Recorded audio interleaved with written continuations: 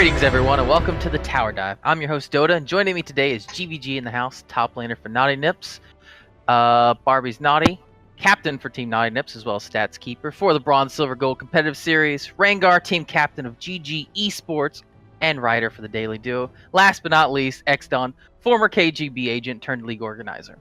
So, question for the group.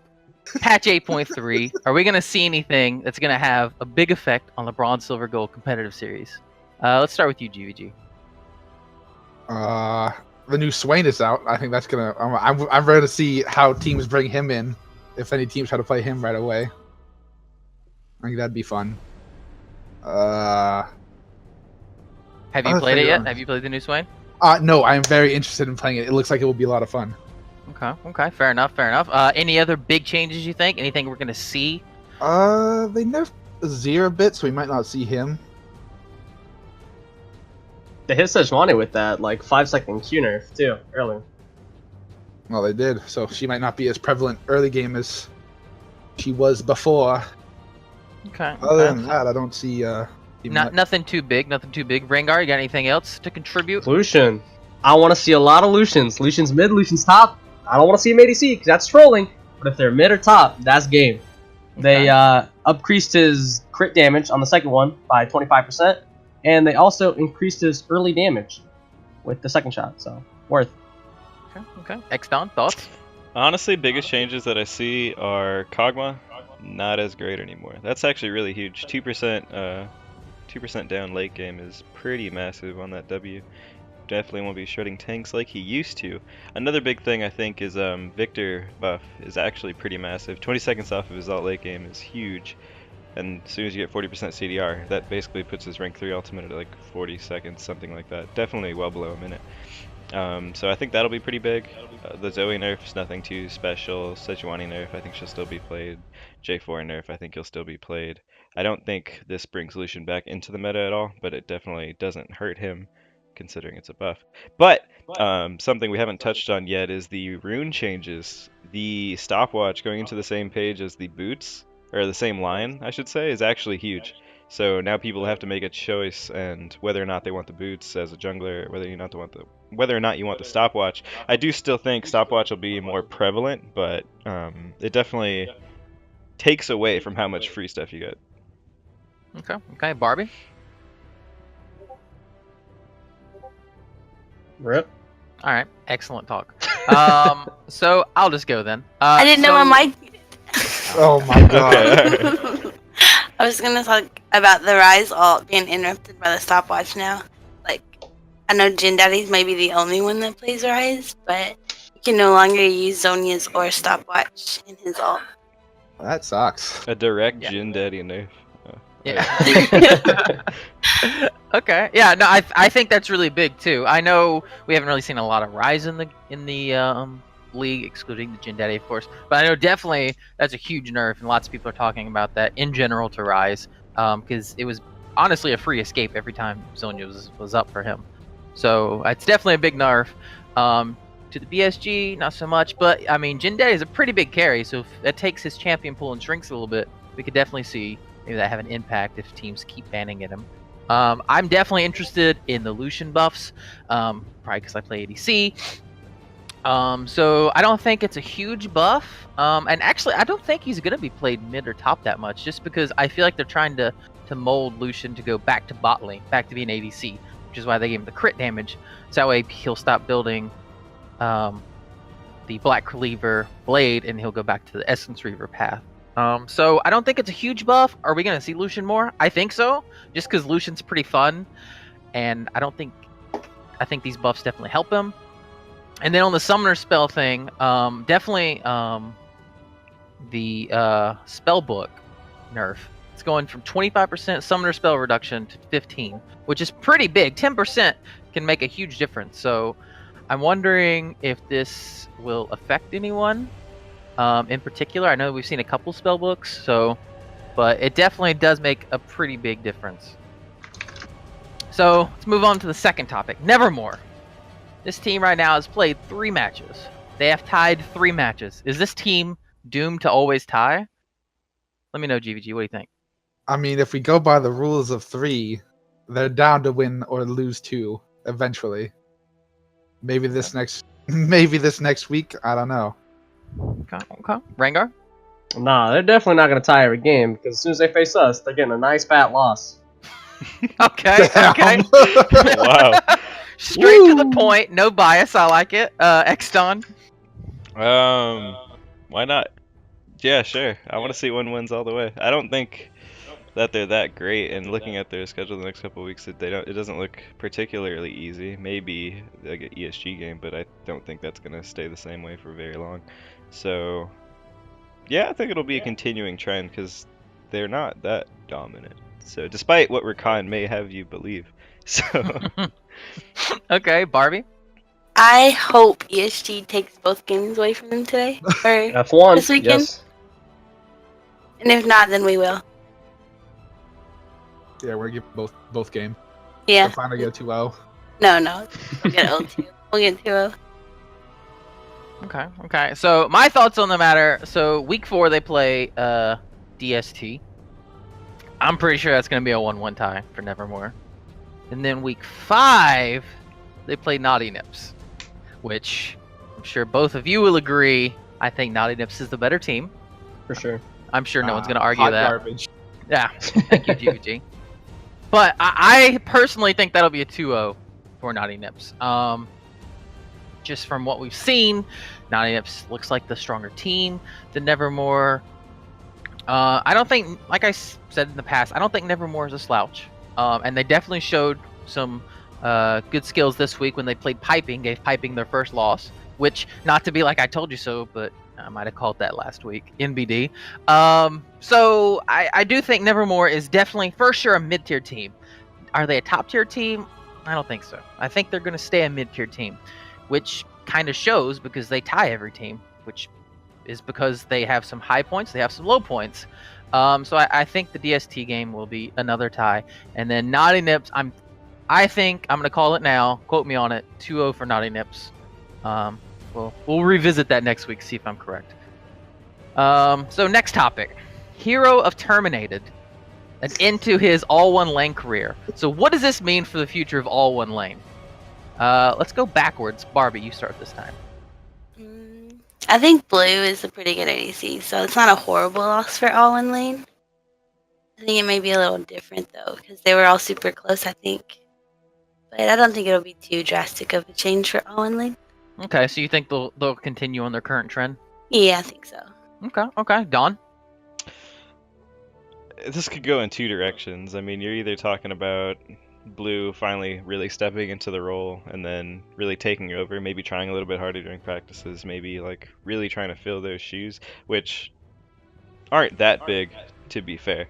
Like, Hero's okay, a nice season 1 veteran, but I don't think it's anything that Blue isn't able to handle, so I think it'll be okay as far as like all-in lane and in terms of like their skill ranking. Okay. Rengar? A little torn. Blue is Luna Moon, right? On Discord, yeah. Yeah, on Discord. Okay. I got something nice, juicy kicked up for the daily duo. As of now, I think all one lane. I'd like to think they're a lot weaker without Hero. I think we face them this week on Saturday or Sunday. Not too sure. I definitely think it's a massive loss for him. I don't want to say like Hero's garbage or anything, but from the conversations I've had with him, seems a little worried about the storyline and less worried about the gameplay. So I hopefully think it'll be a 2-0 like this week, but we'll see. Okay. GVG? I think it could go either way. I think they either got rid of Hero and Blue is going to come in and really show up, or they just got rid of Hero, who, like, it was season 1 veteran. He was all right. He was pretty decent at the game. So pretty decent all-around player. So you might have gotten rid of him, kind of like an ace in your pocket, or you might have just thrown out the full house. You never know. Okay, fair enough.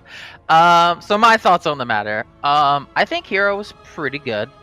He definitely was not a lane ADC, because all one lane, spot lane did not, I think, have a very strong showing in the lane phase. But in the team 5 phase, he usually played pretty safe. He had a lot of cleanups. which I think is honestly speaks more volumes about All One Lane as a team as opposed to him as a player. Because it always seems like he never did anything really flashy. He just stayed in the back and did what ADCs do, which is click A and then left click.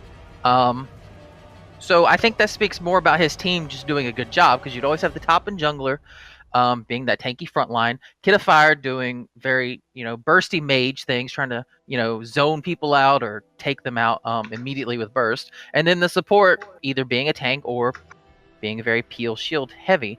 So it seems to me that any mid-tier ADC could kind of step into that team environment and do decent, at least. Maybe not as good as Hero, but at least, somewhat well. So I think AOL will keep on the current trend that they are. I mean, right now they're in 4th place, which is pretty good. Now, to speak on Hero a little more personally, I have a source, I'm not going to reveal whom it is, that says he was growing a bit bored of playing League with All One Lane. That's why he wanted to join another team. So it seems to be, the split wasn't anything like no one was really angry about. It's just, a little amicable breakup. And it's looking like he's going to go to ESG. Again, that's not confirmed, but it's looking pretty heavily towards ESG. So my thoughts on the matter is ESG is definitely going to see a huge uptick in skill level, because right now their ADC has been just constantly swapped around. So what do you guys think this means for ESG? Are they gonna get their first win now with Hero of Termina? What do you think, Gvg? All right, Rengar's yes. I think it's definitely going to help them. I think they can maybe get a win here now. Yeah, for sure. Xdaawn? I don't think it's gonna help all that much. I don't think their problems are really skill dependent. I think they You're just a hater. Well, no, I'm not a hater. I don't think their problems are like in each individual player's skill. I just think that they just have some like serious stuff going on as a team where it just looks like 5 individuals playing and not like a team playing. So I don't think it matters who they put in whatever role. Like Fridge could go to support for all I care, but they just need to actually like start talking to each other and working together. I don't think it'll affect their play very much. Okay, Barbie? I think it'll help. I think it'll improve ESG a little bit at least. But I have faith in them, and they're going to win this weekend. Yeah, I concur. I think Xdaawn has a super good point, where it's not really it's not like ESG are getting outskilled in every role. It's not like they leave laning phase down 15k gold or anything. I think it does, a little bit of shot calling is coming into play there. Maybe they don't practice a lot and they don't have the synergy built in, but it is an upgrade for sure. Is it enough of an upgrade to change ESG to make them a winning team, a mid-tier team? Here's how I look at it. Probably not. Yeah. I look at it as Fridge is basically Faker reincarnated. He's the perfect mix of Faker and Smev. Now his boosted 8 teammates aren't doing their job. Okay? For how's Fridge supposed to 1v9 every game? They gotta bring in some new players. I don't know why he didn't come to me first and sign me. But hey, that's up to him. Okay. I think picking up Hero, get a great signing, win macro, win lane, win game, baby. All right.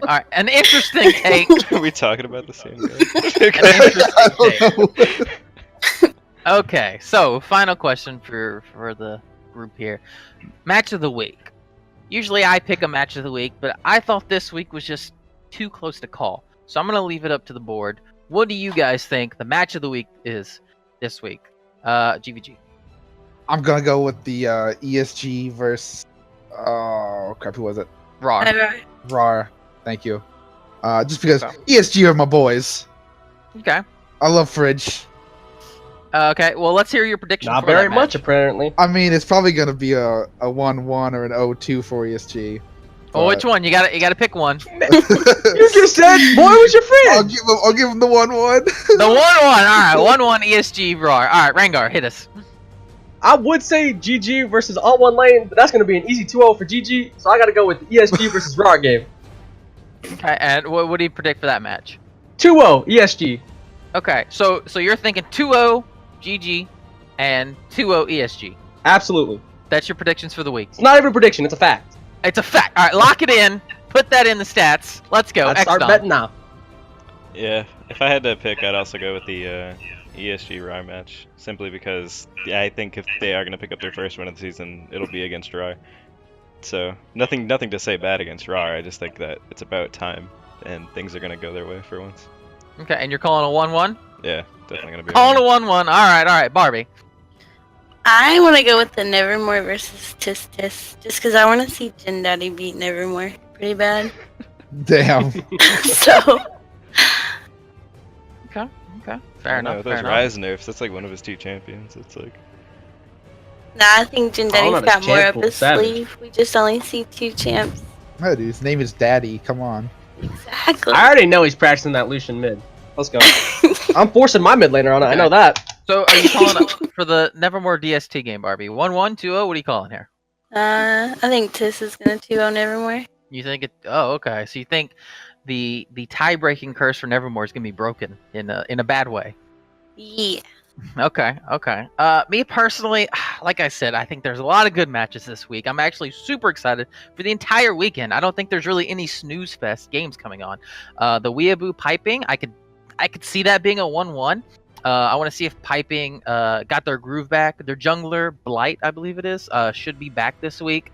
I think that was a big part of their loss, their tie, against Nevermore last weekend. So I definitely want to see if they can come back and do it. And then Weeaboo, they were MIA last week, but Captain says they're back, they're ready to go, they're ready to win. So I think that could be an interesting match. The GG all one lane, does Hero of Termina, is that going to have a huge effect? Is GG Esports gonna take a 2-0? Is this it? Is this their time to shine? Sit the comeback, baby. The comeback, as this man says. But if I had to pick one, I think I would go with the Nevermore DST match.